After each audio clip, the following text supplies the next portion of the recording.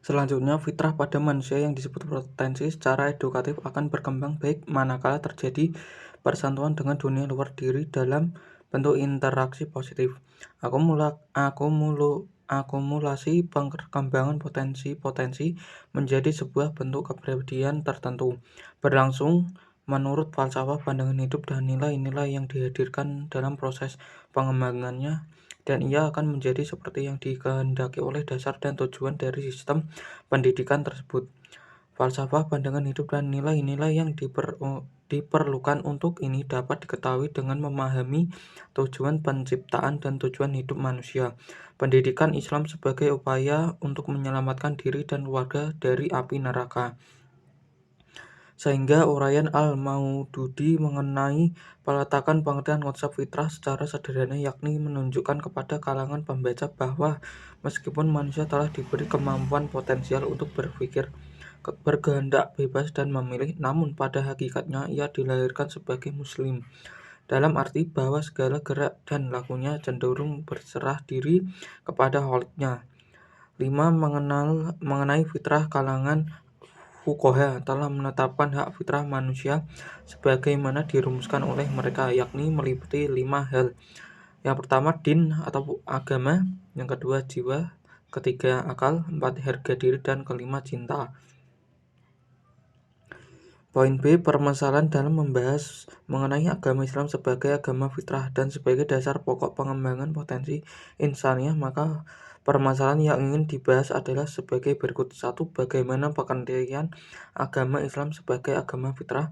Dan 2. Bagaimana agama Islam dijadikan sebagai dasar pokok pengembangan potensi insaniah. Poin C. Tujuan makalah ini adalah untuk mengetahui pandangan ulama atau ahli mengenai pengertian agama Islam sebagai agama fitrah, dan 2. Untuk mengetahui agama Islam dijadikan sebagai dasar pokok pengembangan potensi insaniah.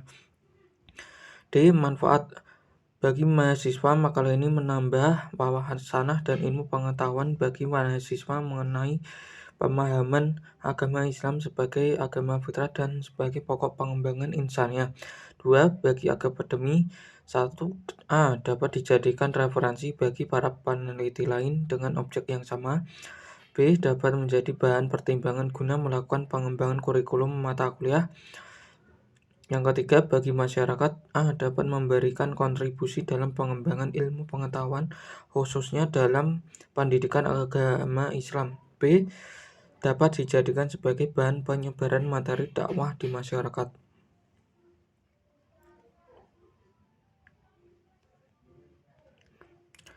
Bab kedua, pembahasan. Pengertian agama Islam menurut ilmu bahasa atau etimologi. Dalam Islam berasal dari bahasa Arab, yaitu kata salima yang berarti selamat, sentosa, dan damai.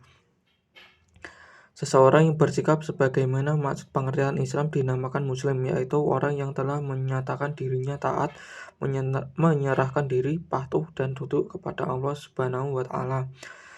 Kata agama dalam bahasa Indonesia merupakan terjemahan atau padanan dari kata al-din. Dalam bahasa Al-Quran, kiranya sulit dicari padanan kata al-din dalam Al-Quran kecuali dengan kata agama.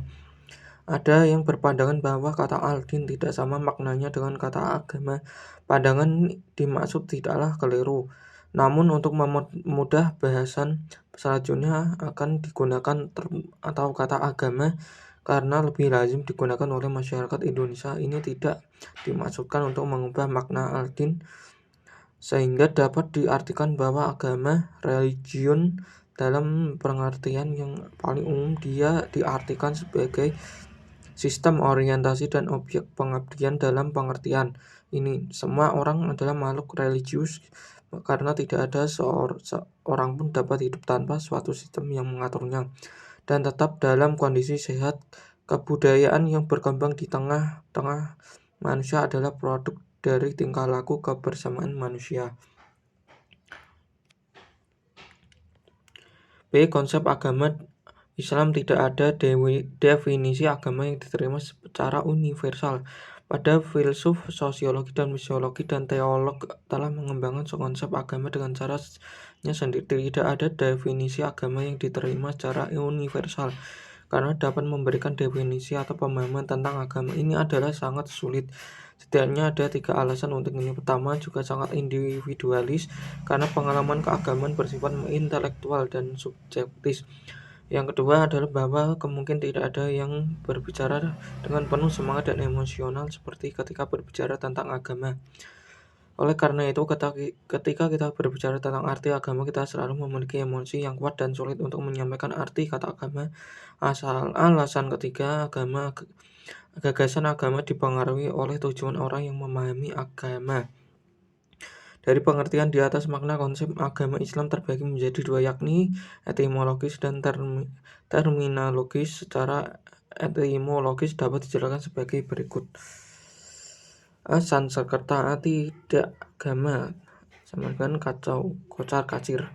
Berantakan agama tidak kacau, tidak kocar kacir, tidak berantakan atau adanya keteraturan dan peraturan untuk mencapai arah atau tujuan tertentu. B. Latin religion, religare, mengembalikan ikatan. Memperhatikan dengan seksama agama adalah tindakan manusia untuk mengembalikan ikatan, memulihkan hubungannya dengan ilahi. C. Arab, din, berasal dari kata dana yadimu dinan, berarti tatanan, sistem atau tata cara hidup. Jadi din berarti tata cara hidup, sedangkan secara terminologi dapat dijelaskan sebagai berikut. A. Agama, aturan atau tata cara hidup manusia dalam hubungannya dengan Tuhan dan sesama.